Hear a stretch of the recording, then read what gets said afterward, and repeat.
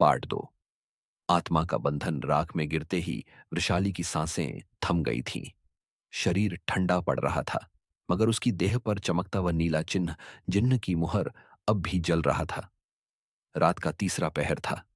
श्मशान में एक बार फिर हवा बहनी बंद हो गई। चारों दिशाओं में जैसे कोई अदृश्य दीवार खड़ी हो गई हो। और तभी वृषाली की उंगलियां हिलीं। उसकी आंखें धीरे धीरे खुलीं, मगर अब वो वही आंखें नहीं थीं।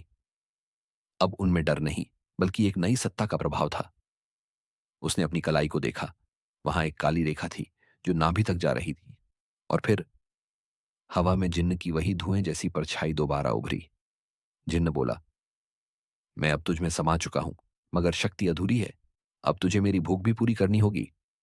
वृषाली बोली, जो साधना शुरू की है उसे अधूरा नहीं छोड़ूंगी। पता क्या करना होगा?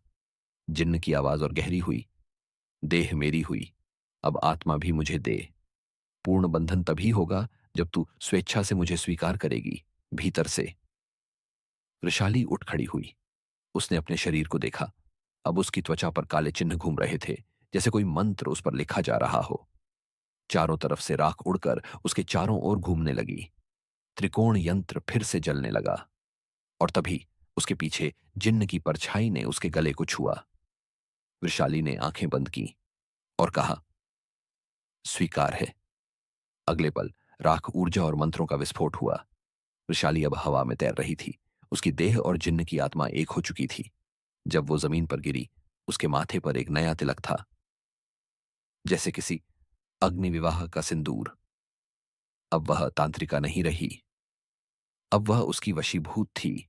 एक माध्यम, एक बंधन, एक चिन्ह